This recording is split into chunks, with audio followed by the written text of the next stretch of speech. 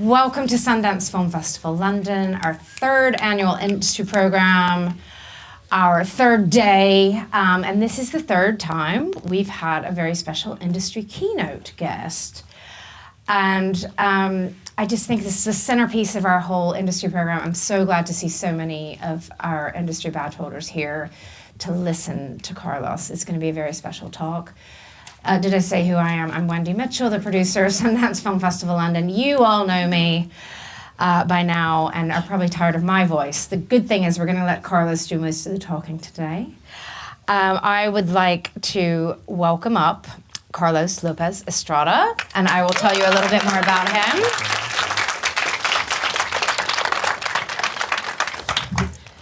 Welcome, Carlos. Thank you. Hello. And I have to say this, the keynote is always chosen between the Picture House team and the Sundance US team. And we didn't even really discuss anybody else this year. The Sundance US team was just like, do you know Carlos? Can you see what he's done? You know, he's got this amazing new film, Dee, which is going to be our closing night film tomorrow. And it was just everything we want to hear about from a creative person. So thank you, Carlos, for coming all the way here. I got the email and I was like, they must have made a typo. You sure you're thinking about me? We were thinking about you. I'm just going to remind people about some of your credits. He directed his feature debut, Blind Spotting, which opens Sundance in 2018. He was the co-director of the animated Raya and the Last Dragon, big one. He co-directed that with Don Hall. Let's give Don his credit. As a producer, he is founder of the Anti-Gravity Academy. That's a production company specializing in creating opportunities for emerging talent. We're going to talk much more about that. Anti-Gravity's first big produced project is Dee, written and directed by Sean Wong, who is in the front row and going to grill Carlos later. And as I mentioned, that is our closing night film tomorrow, and we're so excited for the audience to see that. It won 2 awards at Sundance US in January.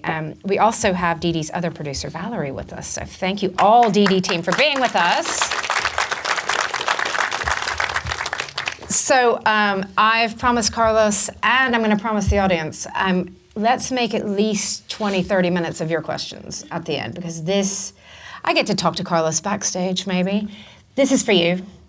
We want people in this room to benefit from meeting Carlos. So this is our industry keynote, and we want to hear, so do start thinking of some great questions while we're talking. Gosh, that was a long introduction. So let's get started. Carlos, how did you get your start in the film business? Because you grew up in Mexico City, I believe. Did you start making films there? Did you start making music videos or skateboarding videos or anything cool? And then how did you get your start? Did you always know film was going to be your jam? I mean, quickly back in Mexico, and thanks for having me, by the way, and thank you all for showing up. I came from a family that was very dedicated to the arts. Grandma was a theater actor. Grandpa was a journalist that would cover arts and entertainment in Mexico City. Both my parents met working at a TV network in Mexico City. So I feel like in my household, it was just a creative place media to be, and I grew up going to the theater. But I think what really did it for me, and by the way, if you were here yesterday, I'm sorry, because I may repeat a couple of things from the panel. I'm going to try not to too much. But the thing that really did it for me was MTV, and that was because I grew up watching music videos. I was one of those kids who would just, from the moment I got back from school until the moment I went to bed, just have MTV playing in the background. And what sort of era of MTV? What were some of the seminal videos that you loved? This was like mid-90s to early 2000s. Is that like Weezer videos? What was on? I mean, this was the era when I feel like the Spike Jonze of the world, the Michel Gondrys of the world, the Mark Romaniks of the world, these were the people who, I don't know, I mean, there's a lot of great directors before, but who like really started cutting through in a meaningful way. And to me, it was this big moment where I realized that film could be experimental and it could also be commercial, and I started recognizing filmmaker styles, and I was like, okay, this looks like a Michel Gondry music video, and then I would look up the credits, and yes, it was him, and it just, I started understanding the artistry behind. Yeah. Or an authorship, too. Exactly, yeah. And to me, that became really exciting, the fact that you could do stuff that was unique to you as a filmmaker, but you could also be servicing these like amazing artists. So I think that was the first time where something clicked and I said, this feels really exciting, and if I could ever get to the point where I could be making these things, I would be very happy. And I would just lie down in my bed, listening to the music that I loved, and imagining what, if I were to ever make a music video for the song, where is my mind taking me? And that's how I spent a lot of my early adolescent years. So that... Were you a musician ever? Was music part of that? Because of music videos, okay. I became a musician. Okay. And I'm not a great musician, but I play music. Mm-hmm. And I started playing bands, and I did the whole garage band thing. And I think that was my direct connection into filmmaking, because eventually I moved to the States, and I did high school there in Miami. I had a lot of friends who were in bands, and I was like, hey, I've seen music videos. I think I can give this a crack. So I started working for free or $100 for my friends' bands, and we would make music videos with our families in front and behind the camera, and our friends in front and behind the camera, and they were horrible. And then after making 5, they became a little bit less horrible, and it just kind of like snowballed. Even after going to film school, it was just, I was able to do the same thing that I'd been doing throughout high school, but with a little bit more resources and nicer cameras. And then I had a community of friends who were also doing film. So music videos really kind of like started it all for me. Do you think somebody could still do that now? Music videos aren't the same as they were. I mean, they said that too when I was starting to do music videos, and I know that the industry is even in a more dire place because of so many different reasons. So I would say it's probably a little bit more difficult just because there's even less and less money supporting these projects, but it also means that the creative opportunities are greater and that you're gonna have less oversight. And as a starting off point, for me it was invaluable to be able to start shooting, to start working with crews, to start like asking questions of like, what is my point of view as a filmmaker? What is my voice? What are, like, okay, I'm making a pop video, and then tomorrow I'm making an indie video, and you get to make like all these experimental little short films. Especially, I think the type of videos that I was most excited about were not really the type where you just put a person in front of a camera and just make them sing over and over again. They were a little bit more, I think, conceptual or a little bit more storytelling driven. So I got to make, I don't know, I think I made over 100 music videos. Wow. And all of a sudden I got a chance to be on my first movie set, and I knew my way around, and there was a lot of things I had to learn, but I felt very comfortable, and I knew how to work with a crew, and I knew how to, you know, have an idea and then put it on a screen, and that's because I had so much practice. So when people ask about like, what did you get from music videos, for me it was everything. I developed my voice earlier on. I got to play with different styles and different techniques, and like technically they made me proficient because I was doing videos for no money. So I would have to edit all of my videos. I would have to color all my videos. If there was sound design, it was like, oh, I have this great idea to do this interlude with sound design. It's like, okay, well, I'm gonna have to do it because we can't really hire anyone. So it was like a secondary film school, really, or just a training before film school. Or at the same time, or concurrent, or before. Yeah, I learned a lot of theory in film school. Yeah. I mean, I got. Where did you go to film school? Chapman University in Orange County. And that's in California. Yeah, and I have a lot of thoughts about film school, and obviously it's a wonderful place where you get to meet a community, where when you get to just like learn so much. But I also feel like it's just such an inaccessible way to get into the industry, and I feel like it's so expensive, and so many people just go into debt for so many years. So anyway, we can talk about film school later, but I got a lot from it. But when people ask me, is like, should I really just have, I'm careful about that type of advice, because I know a lot of great filmmakers who didn't go to film school, couldn't afford to go to film school, and got their start many other ways. Yeah, I don't know what your question was. I don't know. No, well, just on that for 1 second, because it sounds like you had so much sort of personal passion.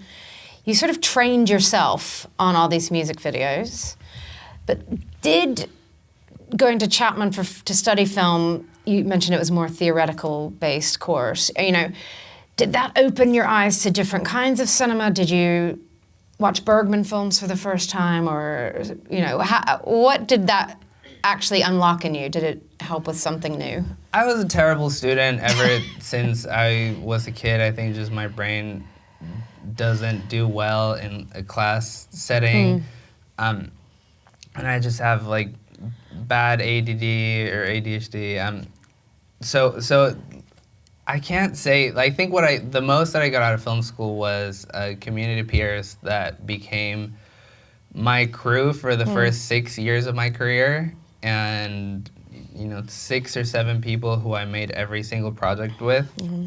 And I think the other thing that I did, it really inspired my curiosity, and I think that because we were being forced to do all these exercises and to like shoot little things, it just got me going in a different way.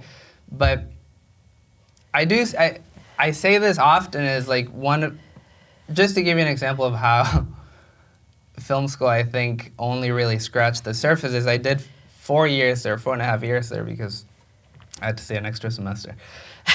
And not once did anyone ask me why I wanted to become a filmmaker. And I think to me that is just such a specific, clear example of how I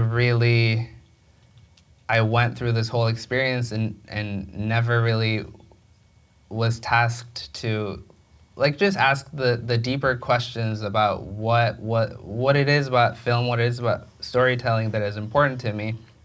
And I feel like it took so many years after film school for me to begin to answer those questions. And so right now, I don't want to jump forward too much, but I started this company and we're incubating a lot of projects. And it's really like the very first question that we ask any filmmaker that we're working with. It's just like, tell us about yourself, tell us what's important to you. Like, what is the thing that you wake up for and say, this is why I want to make movies? Because to me, it's really the reason why anyone should. I think too many people get into film and start working professionally and haven't asked that question, and then it results in all of these projects and all these stories that you just kind of like scratch your head and question a little bit. It's like, what is there a real reason other than making money why this exists? Yeah. And I feel like if the answer is no, then we have to just dig a little deeper. I have to do it. I get to ask now. You set yourself up. Why oh, no. do you wake up? Why do you need to be a filmmaker? Why do you have to be a storyteller? Thank you for asking. Just trying to give like the a succinct, I guess. It's a life question. This can very quickly turn into a therapy session. And it's okay. I don't know that anyone wants it. I think as a teenager, I had a pretty rough time as a teenager, and I moved to the States from Mexico. My English was not very good. I really felt like an outsider, and I struggled socially because I couldn't communicate very well. And high school kids are mean, so I would like mispronounce things, and I could tell that people would like snicker in the back, and I just had a tricky time fitting in. And that made my high school experience, like my teenage years, pretty tricky. And I turned to art because of it. I turned to music. I did a lot of reading and like films that accompanied me through those years that really had kind of like a profound life-saving impact on me. And I thank those artists so much for being so honest and for sort of like reaching out and sharing something that was personal to them, with the hope that it would reach someone on the other end and have a strong positive impact. And that act of giving through art, I think really has like pretty transformative impact on people. And then when I started making movies, I was just like, I want to make that type of work. I want to be the person who, was helped or was saved by these artists, and I want to become that artist who, when the younger me is out there struggling and having a hard time understanding themselves, that I could offer that experience to them, and I can do the type of work that can really help someone through a difficult time. That can mean something in the world. Yeah, that's the version of the story that's not going to make me cry. Okay, thank you. That was beautiful, Of course. and I'm glad to know that. Thanks for making me open up in front of a bunch of strangers. This is not weird at all. And, but this is a room full of storytellers. You're amongst your creative family here. I feel very, very comfortable. And we are going to talk some more about the why and what's inspiring, but I also want to talk about the sort of 6 years between graduating from Chapman, I guess, and making Blind Spotting, and sort of what you were doing. How did you get Blind Spotting off the ground? Because that first feature can be really tough to get going. Who gave you money to do it? How did you know that was going to be what your first feature was going to be? I mean, that movie was kind of just a gift, and it's a really cool movie. No, I'm asked how tell us about how you got that movie made, and how can I use any learnings from my own first film. And it was I don't know that I'm going to be very helpful, because that movie really kind of fell from the sky and in a very serendipitous way that I don't think happens often. But tell us a good news story. We like to hear that. But I'll tell you about how it happened. It led, how I was ready so that when that opportunity came, great, I welcomed it gladly. But I mean, again, it was music videos. I was doing music videos for so long.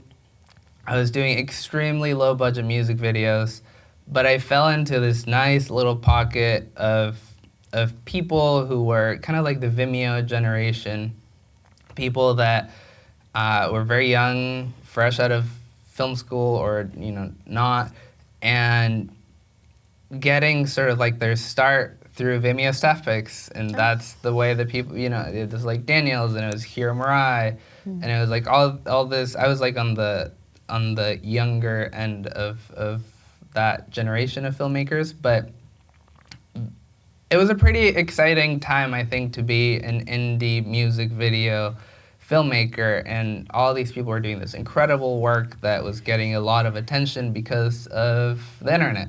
And all of a sudden you could be a person who's making videos for no money in their college dorm and have things that are being shared all over the world and seen by millions of people. So it was a really cool time, and also tricky, because we were really making music videos for $1,000 and $2,000. And one of those videos was a rap video for a band called a group called Clipping, and they're an experimental hip hop group from LA. I remember just hearing the song and saying, I don't know what, but there's something very special about this music, and specifically about the rapper in the group.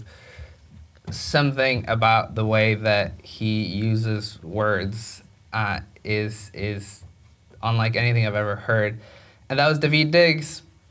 I made I think 7 or 8 music videos for Clipping. Mm-hmm. All of them. I don't think one single video that I did for them was over $5,000. Wow. So it was the type of video where you piggyback off of another production, and you're I already have a camera, I already have a crew, we can give them a little bit more money and then shoot a second day and make this video on the back of this other not so exciting thing. And so anyway, we did 9 of those videos. Wow. Developed this relationship, developed this language too, because he's a theater kid who's doing rap and who has a very specific type of aesthetic, and we had this shorthand. He then got cast in Hamilton in the musical on Broadway, so he moved across the states, and I happened to be in New York at the same time for different reasons, so we continued working there. And the day that he left Hamilton, he got a call from these producers who were aware that he had a script that he had been working on with his writing partner for years. I think also 7 years maybe that he had been working on it, had been trying to get it made, and it just hadn't happened. And while he was at Hamilton, he just like really his career kind of like came to life in a beautiful way, and he won a Grammy and a Tony, and just like became a name very, very quickly. So these producers came to him and said, we have time this summer and we have money and we want to make this movie, so do you know any like young directors who would work for very cheap? And he said yes. And so I got this call and I was like, what are you doing this summer? And I was like, I don't know, nothing. Like probably gonna hanging out, shoot a video on my iPhone. And they're like, well, would you want to come back to LA, and here's the script, and what do you think about it?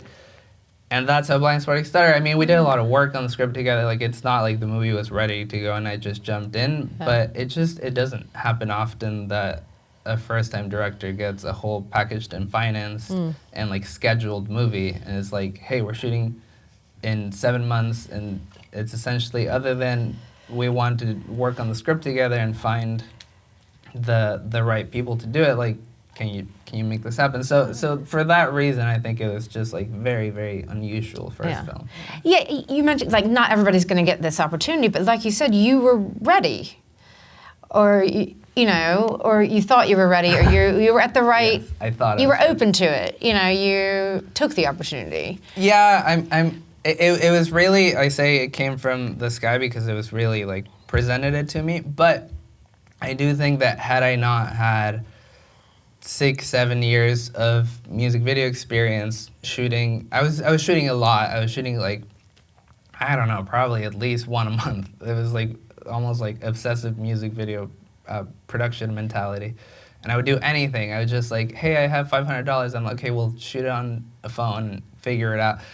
But I think it was that mentality that allowed me to really get so much experience and I think a pretty decent grasp over just like the types of movies that I wanted to make and how I wanted to make this movie. So when Blind Spotting came, I remember just standing on set and feeling comfortable and feeling like, okay, I definitely, there's lots that I have to discover, and obviously making a movie is like a whole other ball game, but I can do it, and yeah. And what did it mean that that film got into Sundance? And Kim Utani didn't force me to ask this, but that must have been a big moment. Yeah, that everything just happened so fast. You know, I got this call about what are you doing this summer, probably in like January, and then I moved to LA. I don't know, like 2-3 months later, we did pre-production. Then we went up to the Bay and shot it over the summer. Then we went into post, and we were premiering the movie in January, like less than a year before I even knew this was a thing. Very similar to the trajectory that, oh, Sean left. Where's Sean? He's in the bathroom. He's coming back. I was like, wow, I bored my director. Anyway, Sean, it was very similar to the trajectory in Didi. Okay. And it happened so fast. And then we were at Sundance, and then this was, I think this was a year or two before Kim started. Oh, okay.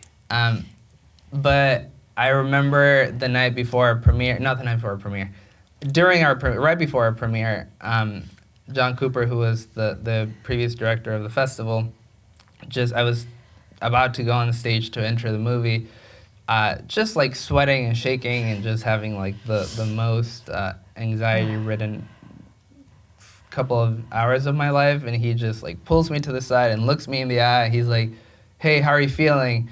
And I just like can barely answer. He's like, well, just letting you know, your life's about to change forever. And I was like, you don't say that to a person that is shaking. And it really did. I mean, it was such a special thing, and the movie premiered, and we sold it, and then it came out in theaters, and then it really was just like this really chaotic whirlwind where I went from being a guy who was making tiny budget music videos to all of a sudden a director who was like hireable, and that was just such a weird experience that I feel like I'm still grappling with. Yeah. You've come to terms with it. I'm not going to go film by film in your career because that's maybe a boring way to do this, but I am really curious that you made Raya and the Last Dragon, because that seems so different from like Sundance, Indie World, music videos. It's a big animation. You co-directed it. How did you get involved? Had you always loved animation? And was that a big learning curve? It's a different process. Yeah, I mean, I grew up watching animation like I think a lot of kids did. And I imagined that maybe one day I would get to direct an animated movie, but I looked at the people who were making them and I was like, okay, so I need to be 50 and bald and white man. Yeah. And a couple of those things maybe are impossible for me, but I'll wait till I'm 50. And that was sort of like, it was like, okay, one day maybe that would be cool.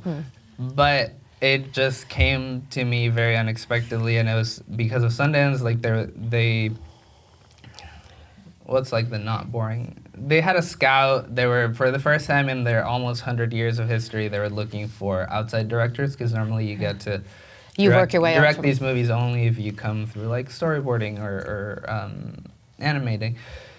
And they had a scout at Sundance that year, and they saw Blind Spotting opening night, and then like 2 months later, they asked me for a coffee, and they're like, would you ever consider making an animated movie? And I was like, I mean, yes, I guess. And then I was there, and it was just this like really, really surprising entryway into animation. I'm very glad I did it. I learned a lot. There was a lot of transferable skills from live action, and I think also my live action background allowed for me to present some interesting ideas to the animated team in terms of how to get certain things done. I think more than anything, I'm very thankful for my experience. I met like incredible artists, technicians, writers, just like storytellers that I would have never met anywhere else, and I think it really upped my chops as a filmmaker to be able, they work those stories to death. So you're in rooms all day, every day for 3 years just talking about the story. And I kind of felt like I went back to school for filmmaking. So I'm very happy I did it. But I think the most important thing that I got out of that experience was it reaffirmed my love for indie film. Because that is the opposite of indie film. You don't have 3 years to sit and talk about your story. And you're working under a corporation, and there's a brand, and it's like really hyper industry focused, and every now and then really beautiful things come out of that process. But I left after 3.5 years and just saying like I really value the independence that comes with making projects that are personal and with working with people that you care about in like real meaningful ways. And that's, I left Disney and I started my own company, and that's when Sean and I started working together. And I think it really it confirmed that the type of movie making that I want to do is like this type of movie making, because to me there's nothing like it. Great. And I think you've summed that up in such a positive way that, maybe that world wasn't quite perfect fit for what you want to do, but I think you need to go into it to know that, and you can come out of it, maybe. So let's talk about anti-gravity, if you're ready. I'm ready. Okay. Tell us just the ethos of the company, what it is, where it's based. Can we connect with it from the UK? Yeah, what is anti-gravity and what you're trying to do there? It's a production company, and we do all the things that a production company does, but I think the most special thing about it, and the thing that I'm the most proud of, is that from the beginning we set for it to become this sort of like support system for emerging filmmakers, just because we talked about Blind Spotting and my experience and how cool and wonderful it was, but it was also very difficult. I'm a shy person. I don't love being in the spotlight. Sorry, right? Gosh. I'm the most uncomfortable I've been all month right now. No, this is great. It's going so well. No, I'm not uncomfortable. I'm just out of my element. But it was really difficult. All of a sudden, like, I made this movie, and I was being forced to talk to so many people about it and be on camera, which like I really hated, and I was not great at public speaking, and my English continues to get better, but 5 years ago or 6 years ago, I was still like very rusty. So it just sent me down this like really dark path, and everyone was like, "Hey, your movie, it's doing so well, and you sold it. Congratulations! You must be like on top of the moon." And I was like, "No, I'm actually really struggling." And also just like some of the relationships that were meant to be guiding me through the process, I think were very much not there for me, and it felt really lonely, and it felt really. I feel bad that I said I was the most uncomfortable. It's not true. I feel great. Thank you. Sorry, great. I just wanted to clarify that. But all these like I didn't have a support system, and that was really difficult. And it made the experience not the most pleasant, and it was hard.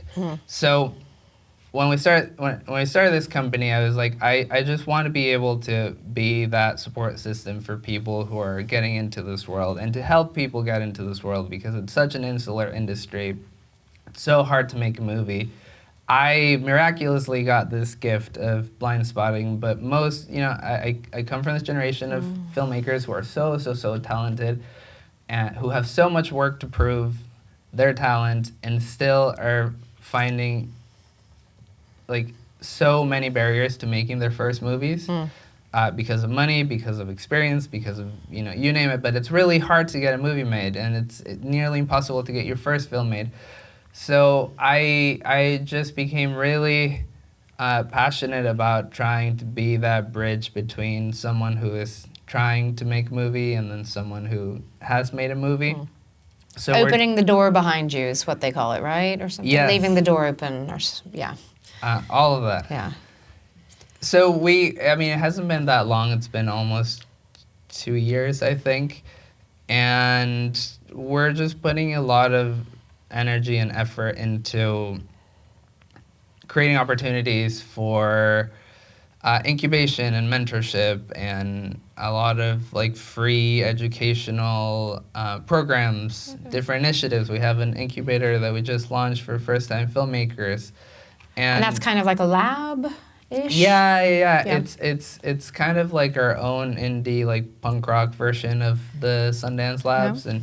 And I knew that when we were starting this company, I knew that all of these like efforts would be the thing that would be special about them. But they've really given sort of like my career a whole new purpose, and being able to work with filmmakers like Sean. He's back. Thank you, Sean. I called you out 5 minutes ago, and there was an empty seat. What did you say? I had to pee. No, but being able to work with filmmakers like him, we just launched this incubator, and we were working with 6 first-time filmmakers writing their first films, and just seeing someone. I'll say the type of storytelling that we're most excited about is the type of storytelling that is personal and that is coming from sort of like a real place, and filmmakers who are making the types of movies that only they can make. So when you get to see someone putting themselves and their experiences onto a page and eventually onto a screen, I really think that you're getting to witness this like miraculous effort of transcendence, and I think that is so magical, and that's really the type of filmmaking that we want to support, and the type of opportunities that we want to create. So it's been a short journey just because the company's still brand new, but it's going really well, and I'm very proud of it. Based in LA?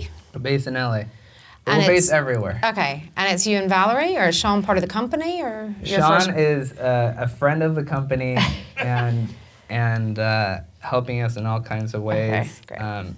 Valerie is a part of the company, and we have a small group of people who are doing really incredible work, and we're putting together our next movies, and it's cool. Okay, I'm going to push you on the next movies later.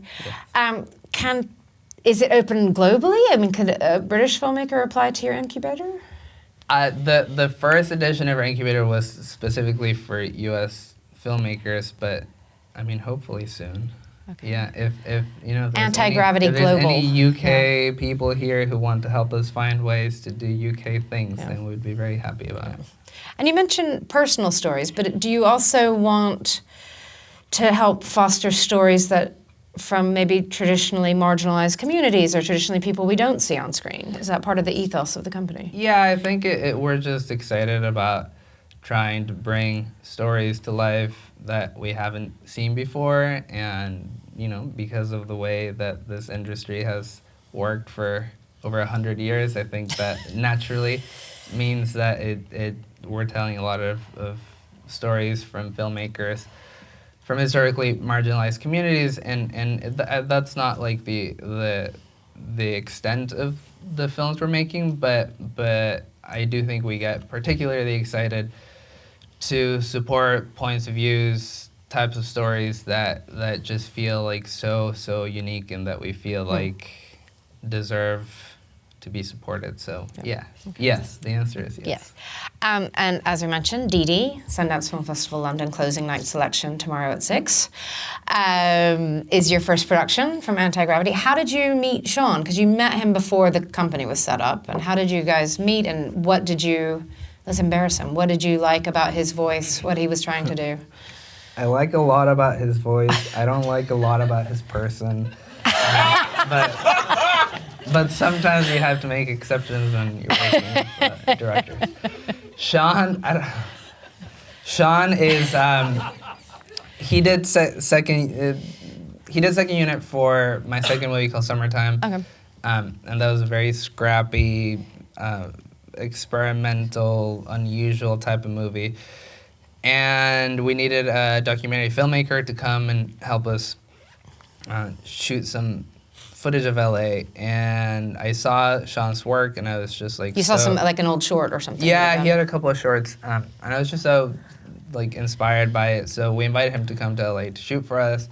He shot some of what I keep saying are my favorite sequences of that movie. If someone tells me, it's like, what's your favorite scene in Summertime, I usually share one that I did not direct, which is embarrassing. A little embarrassing. And then Sean and I became really good friends, and we kept close through the years. Eventually, he shared the script for a movie that he had written based on his experience growing up as a teenager in the Bay, belonging to this Taiwanese American family, and all of the good, bad, ugly, and fun that came with that. And we were just, Anti-Gravity hadn't even been announced. We were starting to put together the building blocks for it. And I read the script, and I was like, holy shit, this is exactly the type of movie that we want to make. And like everything about this and everything about you as a filmmaker is aligned with the philosophy that we're trying to build. I was like, look, I'm not a producer, I'm a director, but I think that I can use my own experience as a director to like really help you avoid all of the things that I, wish someone had helped me avoid when I was starting. And that's how it started. I mean, it was like 2.5 years ago. I don't even really know. But we started putting this production together, and then we had people like Valerie and another producer Josh come on board, and the movie just like really quickly came to life. And where'd you get the money? I mean, it's producing talk. We gotta get in there. We got the money from people with money. Okay. We got the money from a group. If anybody was at the producers panel, Valerie told us a little bit. So yeah. We got it was cobbled together from multiple sources. I think there was probably like 6 or 7 different groups that came together to support it. Some of them individuals, some of them companies. All just really brave people who were just like, look, this is a first-time filmmaker, but we believe in the story. We see the talent in the short.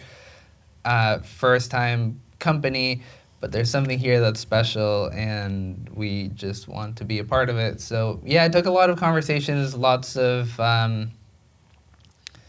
begging. But I mean, was it tough? It's the first time, even though Sean has made brilliant shorts and has now had an Oscar-nominated short that I hope everybody has seen, hadn't been Oscar-nominated at that point. It's a first feature set in Fremont, right? It's an immigrant story, you know, it might not be ticking every financier's box. Did it take a lot of pushing to get people to believe in this film? I think in many ways yes, and in many ways no. And I think just how I got spoiled by being offered this first feature, the way that Blindspotting came into my life, I think Sean also got spoiled by the fact that everything just worked so well in putting the movie together. But at the same time, yeah, it took a lot. I mean, I think we had to do a lot to balance the fact that it was a first-time director, that the movie featured mostly young actors, so they're not sellable names yet. I mean, we have Joan Chen, who's like the most incredible actor ever, but other than her, it's like a very young cast, and a lot of them very early in their careers.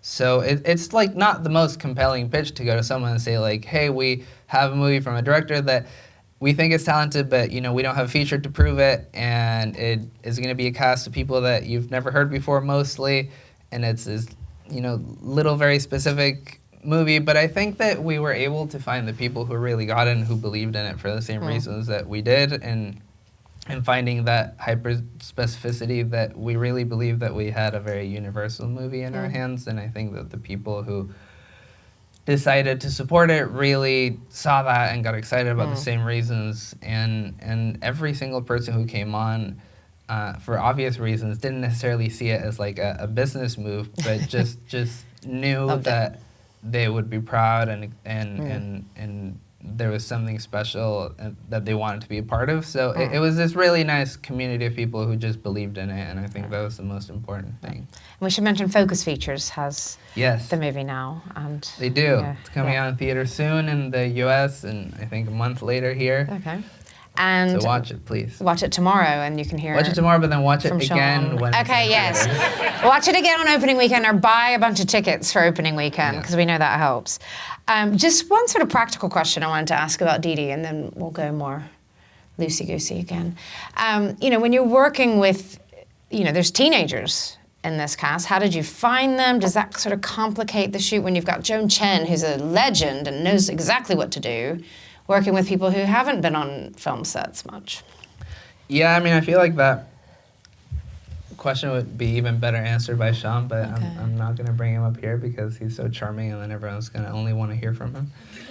We'll ask at your Q&As tomorrow, Sean. Yeah, but yeah, just a little bit from your side as a producer, the unknowns of... No, I mean, we knew that the movie needed to exist in this very specific world, and we knew that we were going to work with so many first-timers, and that it was going to require a specific type of vibe on set, and I think that was the most important thing. Like, yes, of course, there's a lot of technical things that I think we did as producers, that Sean did as a director, to make sure that the established actors and the first-timers could all, like, coexist and, you know, bring their best into the movie. But I think beyond that, or, like, larger than that, we just wanted to make sure that the environment that we were creating for production felt safe and encouraging and more than anything fun. And I think that's something that us three and Josh, our other producer, did really well, was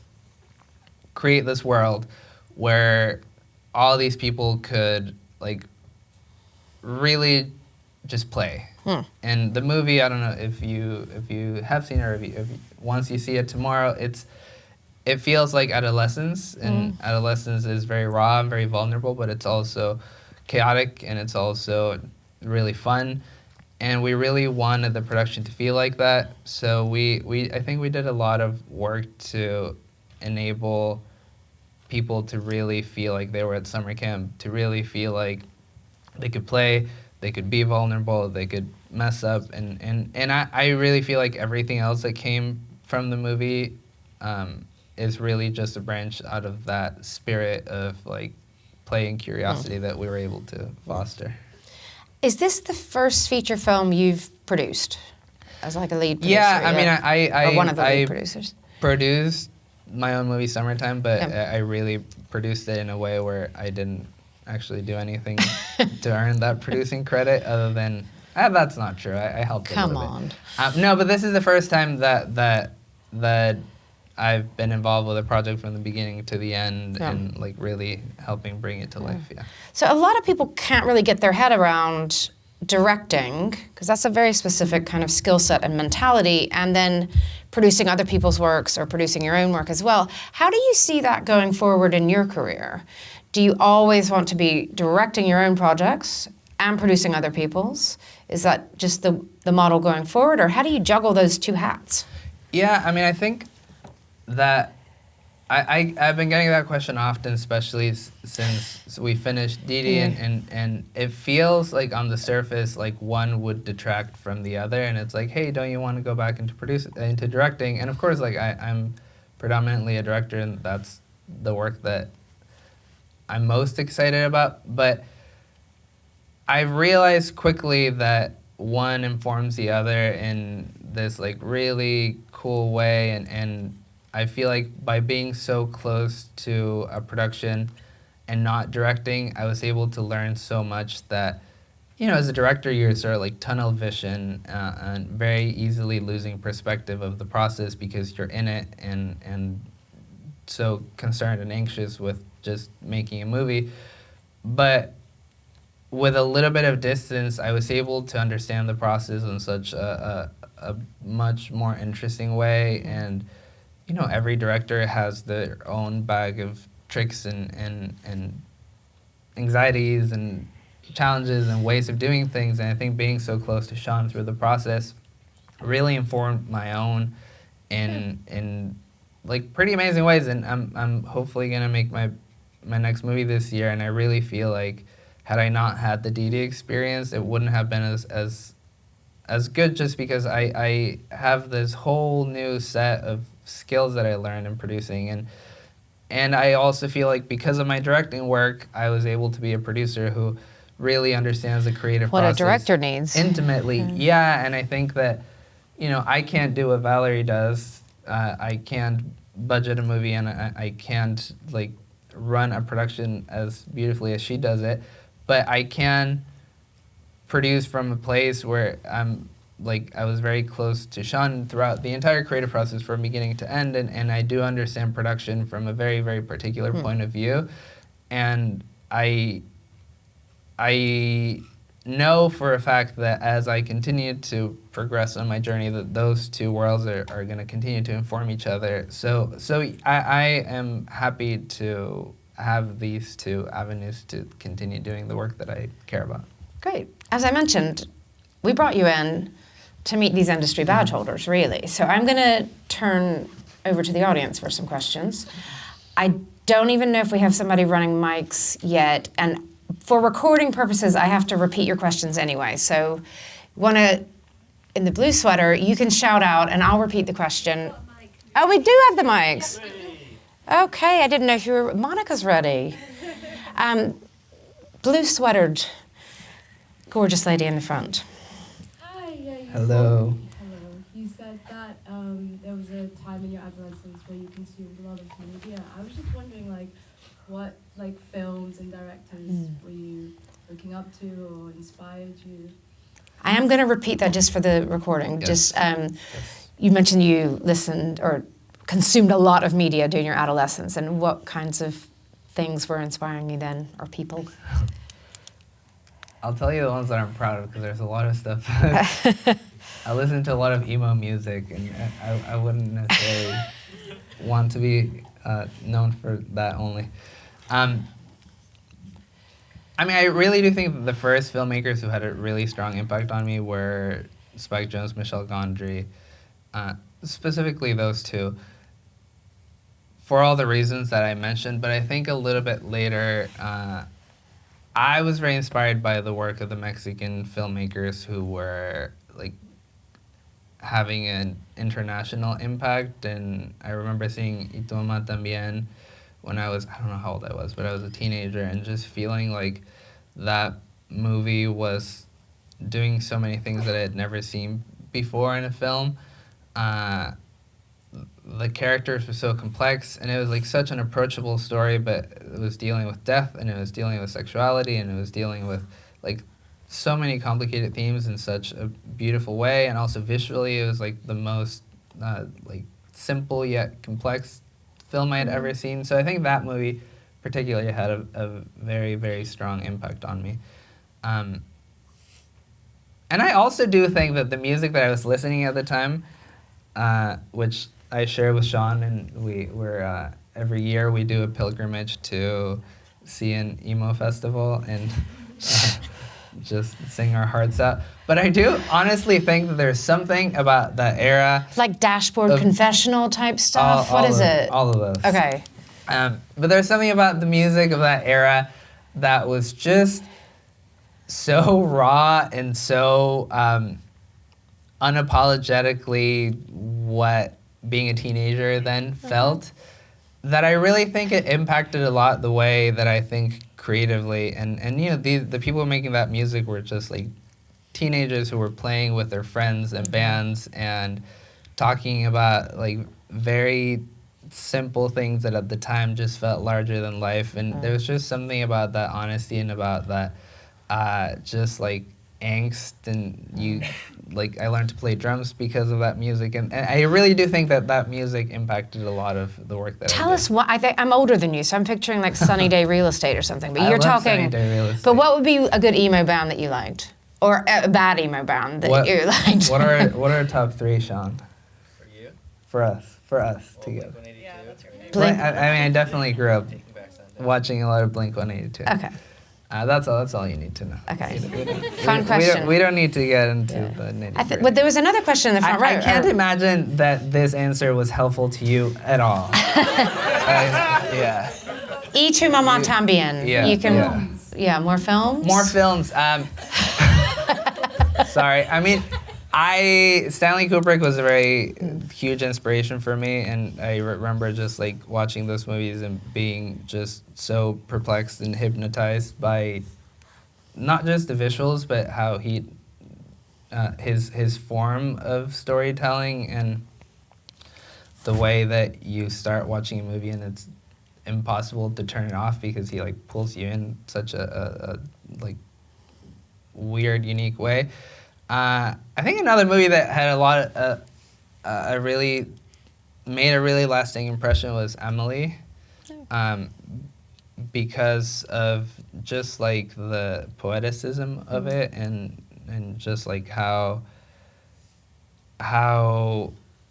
weird and unusual yet approachable it felt. So okay, we'll keep it there. Those two. Okay. Yeah. Wait, one more. Oh. Chaplin movies also were really huge for me. Cool. That was like I discovered that because of my grandma, and to this day I watch those silent movies, and I feel like there's few films that are able to like as simply as those movies do convey emotion and fun. So yeah, that's it. Next question. Hello.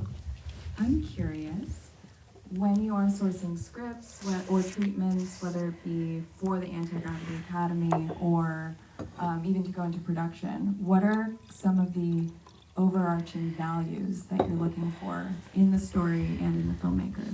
I'm going to repeat it for the recording. You're going to Yes. get tired of me saying that. When you get script submissions or treatments, what are sort of the values that might jump out at you in a story, or what are you looking for when you read a script?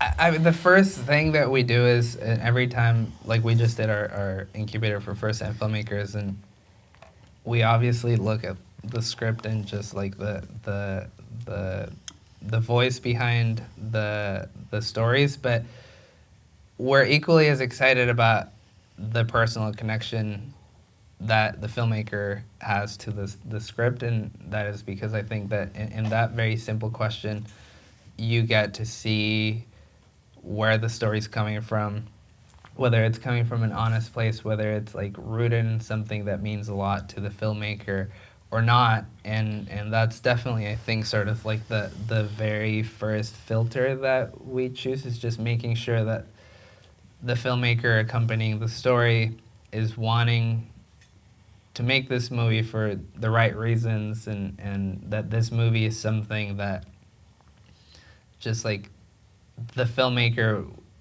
could not live without telling. And I feel like that those are the types of movies that, to me, have the most potential in creating like real positive change, just because they generate empathy and because they become a window into someone else's life. And I feel like those are the movies that changed my life and the types of movies that we're hoping to do. So I don't know if that's too general. No, it makes sense. Yeah, thank you. I have a sort of follow-up that I had been wanting to ask you about, which is, how do you feel about who is allowed to tell what stories? Yeah. This is a hot topic today. You know, A very simple question for the end. no, we're not at the end. You're not done yet. But, you know, could a white woman from London go research an indigenous population in Mexico and try to understand them and make a great film about them? Should we let that community make their own film about themselves? Is it hard?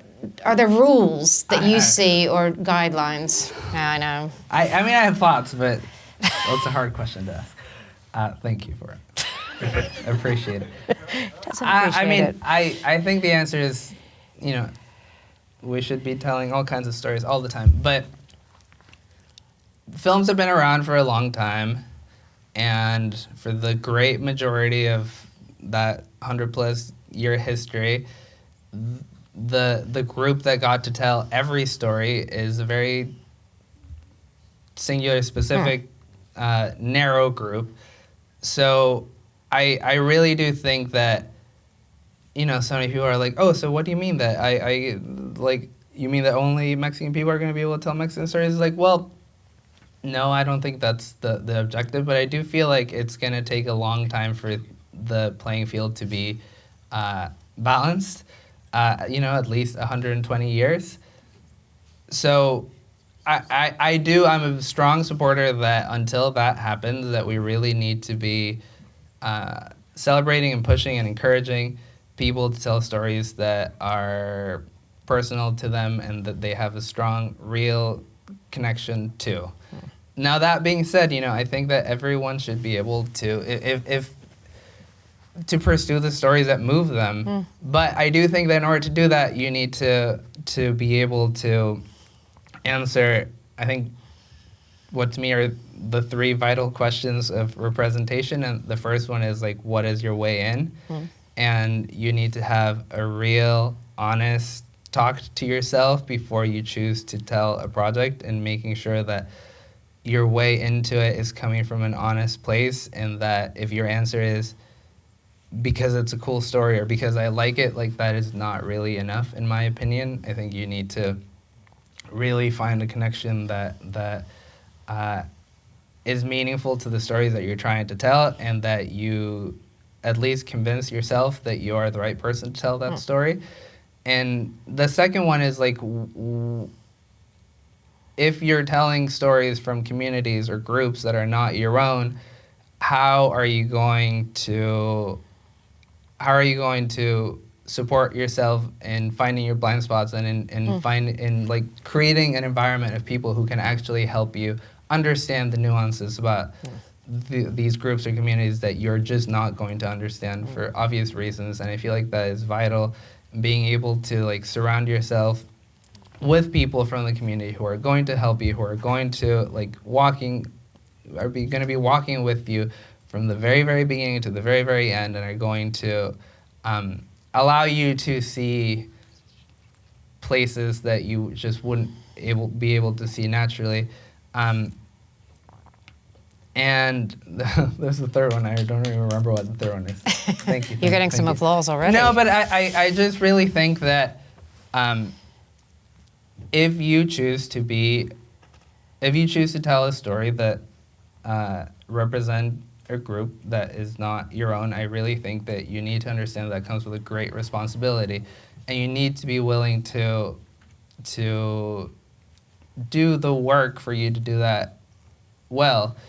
And if you're not willing, and if you don't have time, and if you don't have resources to do it, then I really think you need to just reconsider whether you should be doing this at the right time. And it doesn't mean that you need money. It doesn't mean that you need, like, hundreds of people working around you. It just means that you really have to, like, put thought into why, how, with who, you're making the story. So I don't know. There's probably a longer answer to this. That was a very tricky question, and Yeah, I think you thank did you. a fascinating job of answering that. Yeah, that was impressive. Thank you, because there's so many things we can get wrong and right about how we talk about these things. So thank you for sharing your thoughts on that. Sorry, the third one. I remember. I forgot. But the third one is creating a system of checks so that you are challenged throughout to make sure the decisions you're making are in service of the story and the community that you're representing. So I think in addition to having people, like, you need to get feedback. You need to let people into the process. You need to let people, like, poke holes at your practice and just telling you, like, hey, this is great. I love the script. I really think you're missing the point here. So I think that in addition to having people is, like, you really need to just hold yourself accountable and create systems that are gonna allow for you to get that perspective that you're lacking. Sorry. That was great. Those are the three. Let's come to the second row there, and then we'll come to you next. Hi, my name's Kyle. I really enjoyed listening to your passion there. It really came through the shyness, I have to say. So Thank you. When you work in tandem with a lot of different people, and I'm wondering how you balance your passion when it maybe comes to conflict with other people's passion, and when you want to take stories in different directions, and you have to find compromise. So I'll just repeat that. If you're so passionate about something, how do you work with other people who might have slightly different passion, or they think this passion should be done this way, or how do you resolve that with the collaborations? I'm passionate about the work that I do, but I'm also passionate about creating healthy environments for creativity. And I think in order for that to happen, you need to have like really exceptional communication. And any relationship, like any romantic relationship, you're entering these like incredibly intimate, incredibly personal spaces with a lot of people, and I feel like you really need to treat all of those almost like romantic relationships, and you need to be able to have a dialogue that is open, that is honest, and when something doesn't go right, you need to be able to talk about it quickly, you need to be able to talk about it, so I think it's communication, and I think that it's really not different from any other form of relationship. And it's based on respect, and it's based on understanding, and the ability to be vulnerable when you may not want to. So, yeah, I think it's also good to know when you're leading and when you're supporting someone else to lead, and that's a very important distinction. Is like I try to be very.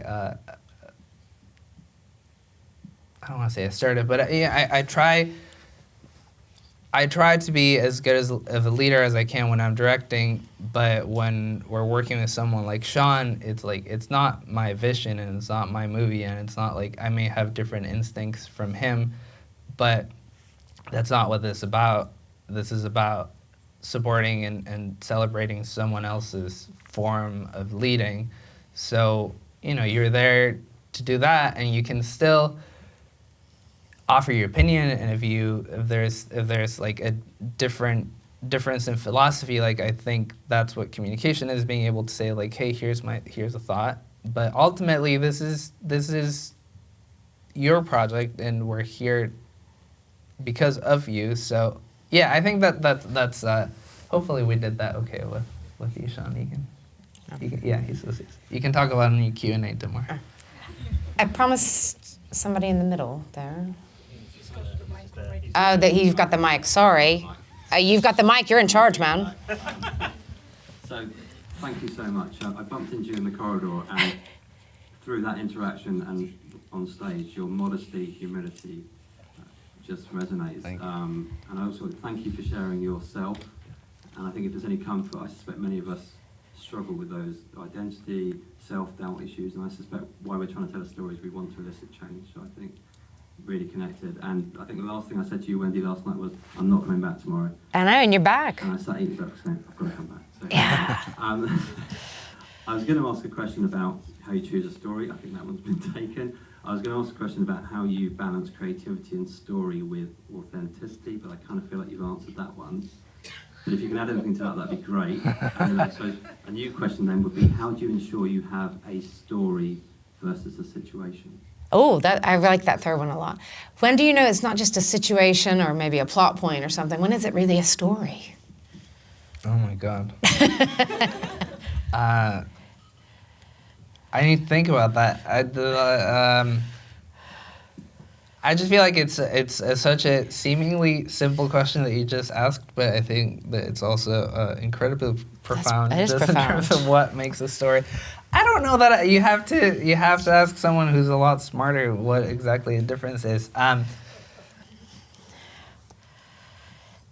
Because I don't know, a lot of stories are based on situations. Are you okay? Let me try to get to the bottom of your question. Are you talking when it comes to like screenwriting specifically, or are you talking about when you're first starting to think about like I have an idea, how do I Is turn this it into gonna a make story?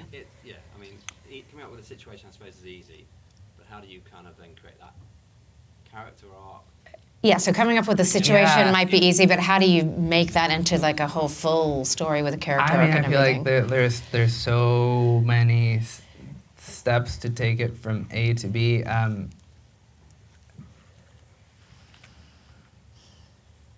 And I think that's what the screenwriting process is, and just turning. You're really putting my brain to work. I mean, I think there's a lot of processes, and as you do more of this work, you develop the ones that work for you in terms of how to like develop an idea. I do feel like the seed of the idea needs to be something that is inspiring to you, because that process is so long and because the process is so tedious and because you have to write and rewrite so many times that you need to make sure that that situation or that idea or that character or whatever that flame is that is eventually going to be turned into like a fully fledged story, that it speaks to you on like a molecular level, and that you see yourself working on expanding this story for years to come, and that excites you. And I feel like that's kind of like the first filter. And then it's really just about finding like the best process for expanding on that seed. And to some people, it's asking a lot of deep questions about yourself. To some people, it's about bringing collaborators and sort of like figuring out the many ways that first little thing can evolve into. For some people, it looks as like free writing, or giving yourself very, using form, whether it's a pilot or a film. Like all of a sudden, you're like, well, here's my idea. How do I make this fit 90 pages? And like that very simple exercise of just expanding is going to force you to start thinking in bigger ways about a story. And then you have script, and and I think there's obviously a million ways of doing it, but I do think that process is pretty precious, and I do think that finding, whether it's like through peers, whether it's through reading, whether it's through learning about other people's processes, but finding the one that fits you the best, to make sure that this like beautiful, precious thing that you have grows in the right ways. Because I feel like many times you can try to fit someone else's process into your own, and then all of a sudden you end up with this thing that is not at all connected to the thing that excited you in the beginning. So I really do think that being precious about that process is one of the most important things that you could be doing as a writer or as a filmmaker, and making sure that the people that you're pulling into your process are also aligned with the reason that you're wanting to tell this story. So yeah, I wish I had like more specific practical answer, but I do think my answer is maybe a little bit more spiritual, because I do believe that you're letting people and you're letting ideas and processes sort of like guide going from this to this, and just making sure that you're very thoughtful and intentional and asking those deep questions about like, why am I letting someone else into the process? is this person doing it for the right reason? Do they understand my reason for wanting to make the movie? So I think it all comes back to asking those big questions and just making sure that you're keeping a holistic view of your creative process. Yeah. That Is was okay? good. You ask a simple question next. Okay. Whoever's coming up, just ask about.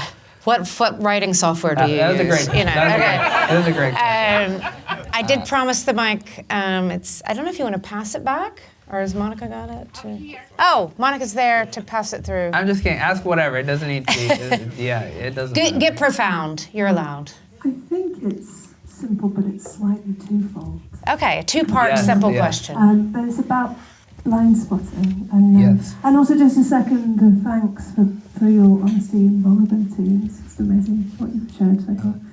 Thank you. But yeah, in terms of blind spotting, you mentioned that there were some kind of challenges and struggles that you had in that directing experience, and I wondered, firstly, what those struggles you think were to do with. Like, was it the fact that it kind of came in this unexpected way, or the size of the project, or was it a casualty of first-time feature directing that kind of everyone goes through to some extent?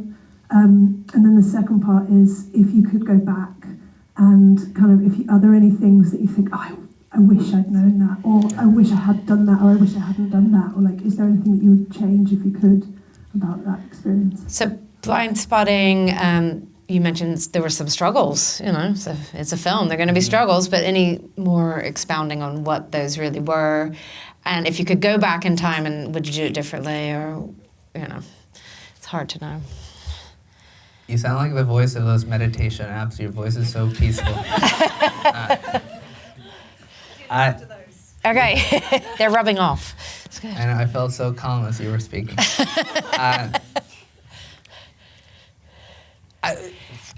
Making movies is hard. Making movies is really hard. It's so unnatural, and specifically as a director, I think you're being put in front of this like group of people and being expected to have all the answers and to act confidently and to lead people going through like very tense situations. Every day on set is like, you show up and you're already behind, and you have to lead this group of people and making sure that they don't like kill each other, and it's just a hard emotional process to put anyone through. And I think as a first-time filmmaker, even if you have a lot of experience on set, as I did, I had shot for 1 or 2 or 3 days maybe in a commercial at a time, but all of a sudden like week 4 comes up and you're just like a shell of a human and still expected to show up confidently and to like try to lead effectively, and like that's so difficult. And I'm trying to answer your question and not be like hyper specific here, but you can name names. Yeah. Well, I'm gonna start with that's not true. I'm not gonna name any names. I think it's just as a first-time director, you're like really being put in this very vulnerable position, and unless the team that's directly around you understands how difficult that is and is really making themselves available to just like mentor you and guide you and catch you on the difficult days and offer some tips and some words of encouragement, and like it's and not to say that every director needs to be babied and every director needs to have like this like super hippie kind of like group around them, but if you don't have that, I feel like you really run the risk of just like getting into your own head and getting lost a little bit in the process. And I think that's what happened to me, that it's so overwhelming and there's so many things that you're not used to doing that all of a sudden you need to pretend like you know how to do really well. And production was okay, but I think as we were getting it towards the end of production and we were getting it to post and we had deadlines and we had to start presenting stuff, it's just hard to not be self-critical, and it's really hard to not all of a sudden start judging yourself, and then, you know, you're showing cuts to a bunch of people who are being very critical about this, saying, well, you didn't do this right, this doesn't work, this scene doesn't work, the movie is a little confusing, and all of a sudden you're like, well, I guess I just fucked it up, and like that's like a pretty difficult thing to feel. And then you look around and there's no one who's like being like, hey, it's gonna be okay, you know, we're gonna work on it a little harder. And so I mean, the reason for doing anti-gravity and the reason why I was like so excited to work with Sean is because I really just wanted to make sure that when he looked around, I was like, fuck, am I fucking up? That I could be the person who's like, no, that's okay. And let me tell you why maybe you feel this way, but this is why there's light at the end, and this is why this is normal. And it's like such a simple thing, but you know, it's about mental health, and it's about a support system, and it's about having peers who can walk you through difficult processes. So maybe I'm answering your question, but I really feel like that type of partnership through any process, but specifically through this hyper intense process of film production, can really make a difference between someone who has like a positive, life-changing, transformative experience, and then someone who has a very traumatic, unfortunate one. And it's not, it's a very fine line, and it really just requires like the right people who are seeing you and walking through you in the right ways. And I hope that I and the people that I work with at my company can be those people for hopefully, you know, many more filmmakers. Amazing. We've got time for one more question. There's one right in the front. Oh. Just a quick question. Obviously, musician, and I know that feeling. How did you adapt to the slower pace of movie making compared to musician? You know, when years ago when I was in bands, start a band on Monday, you gig on Sunday. So, you know, Good obviously question, that Paul. doesn't happen in filmmaking. So Yeah. how did you adapt to that? I think I'm a very creatively chaotic person, and I like to do a lot, and I really enjoy working. So it's you know, I would pay to be doing what I'm doing, and I really get so much satisfaction out of it. So I think it's really hard for me to slow down, just because people are like, oh, you work so much, and like, don't you ever get tired? And it's like, no, not really. Like, I was doing this when I was 14, and I was just so happy to have a camera and be able to shoot. So the fact that I can still do it as a job, and that I have other people that I care about doing it with me, like, I don't know, it's kind of fun and really special. So I work a lot, and when I was doing music videos, I was making so many, like really just more than I thought was healthy. And I remember when I got my first movie, and I started to make movies, I was like, okay, well, I guess this is how life works, right? And you're like chaotic 20s, and then as you go into your 30s, you start slowing down a little bit, and movies are gonna force me to just be a little bit more selective and to just like pace myself. And then, you know, 10 years later, I'm looking back, and I think I'm just doing the same thing, but with movies, and I'm just helping people making their movies, making my own movies, developing stuff, and I feel like the pace is just kind of carried over. But I say that because you have a slate, that kind of, you know, that I think if you only had one project and you were waiting 6 years for a green light, you would go mental, right? Yeah, exactly. If you can work on lots of different stuff, that might help you. I think that I have a lot of friends who are filmmakers who really do that type of work, and I really envy it because it sounds amazing to be able to say, like, this is my next film and I'm gonna work for the next 3 years on it, and this is the only thing I'm gonna live and breathe, and this is my life for the next 3 years. And that sounds amazing. I just don't know how to do that, and if I were to do that, then someone would be like, hey, I'm working on this, are you interested? And I'd be like, okay, I'll help you on the weekends, and then all of a sudden I'm back to this rhythm of making things. So, what was your question? But you like this rhythm, like having to slow down from that fast pace of music videos, maybe into the feature film world can be slower. Yeah, I listened slow to down. loud, fast music growing up, and I play the drums, and I feel like I carry that energy into everything I do, for better or for worse, and it keeps me alive and excited. What's exciting you now? What is, I just want to end, and this can be a simple answer of what is actually coming up at Anti-Gravity. You're going to keep up with these incubators. Yes. A friend told me the project you were pitching around in Cannes, but I'm told I shouldn't. What friend? I'm not telling. Okay. John 9, but he told me not to tell you that he told me that. No, so I'm not, but what do you think could be next on your producing side, next on your directing side, even loosely, if you're not ready to talk specifics? I mean, we're developing a bunch of cool stuff. I'm directing my next movie, hopefully next year, that Val and Sean are producing. Hey. And it's something that's very personal to me that I've been working on for almost 10 years, so I'm very excited about it.